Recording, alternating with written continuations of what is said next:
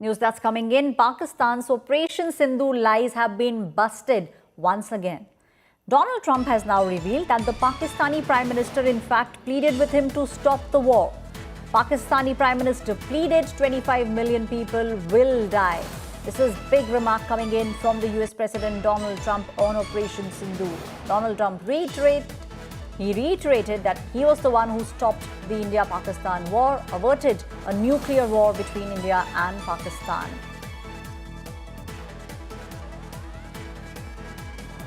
This is a big statement which is coming in from the United States of America. The lies that Pakistan has been telling the world with regards to Operation Sindoor, they have been busted once again. Donald Trump has revealed that it was the Pakistani Prime Minister who in fact pleaded with him to stop the war. Pakistani Prime Minister pleaded, 35 million people will die. My colleague Gaurav Sawant is with me on the story.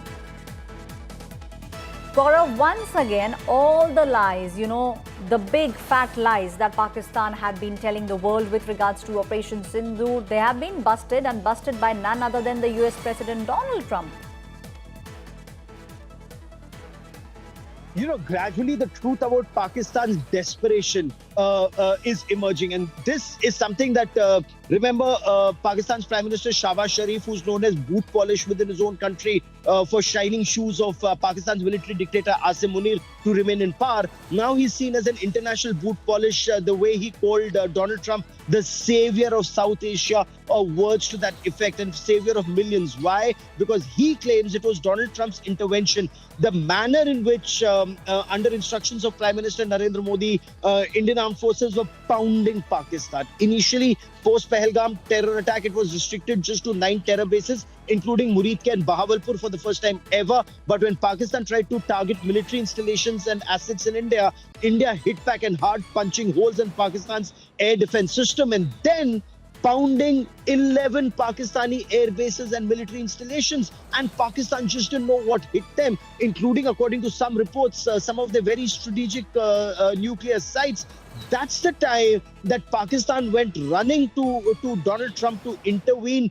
Initially, Donald Trump and American response was that they will not intervene. But subsequently, the moment they were told that the Pakistani nuclear assets were in danger, something that neither India nor Pakistan have officially confirmed. But you remember there was an aircraft that came in to see whether there was nuclear radiation post the targeting of Kirana Hill's area.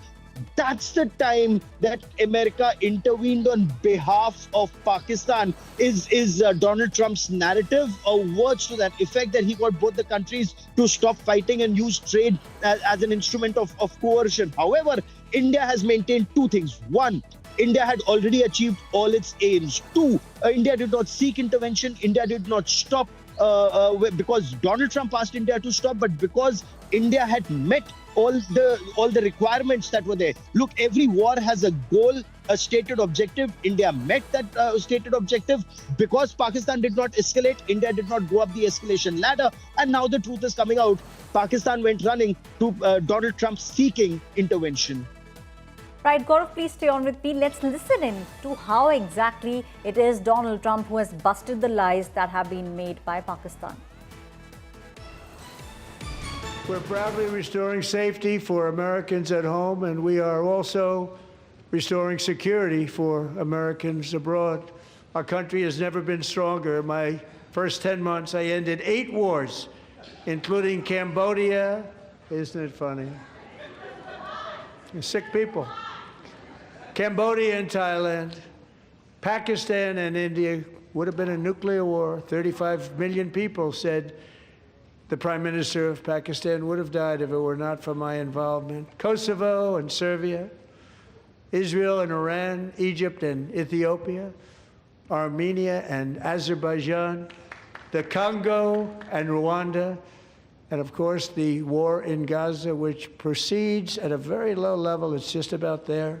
And I want to thank Steve Witkoff and Jared Kushner for your help. Thank you, Steve. Thank you, Jared. And I also want to thank the man they report to, Secretary of State Marco Rubio. Thank you, Marco.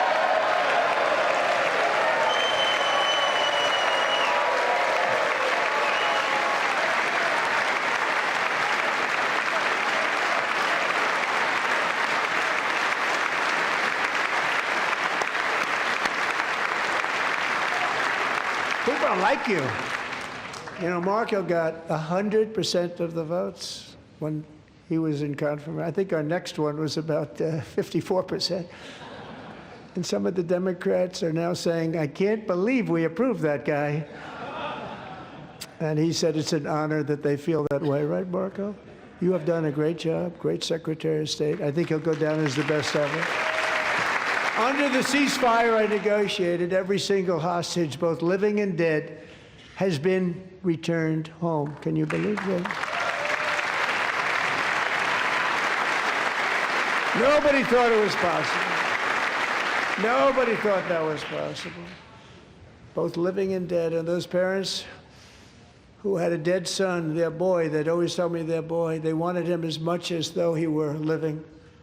It was an amazing period of time. And they came back, and when we got all of the living hostages back, and many, many before them, but I always said those last 20 are going to be very tough, but we got many, many more, hundreds. But I said those last 20 are going to be tough. We got them back. But we only got back 14 or 15 of the dead, of the 28. And believe it or not, Hamas worked along with Israel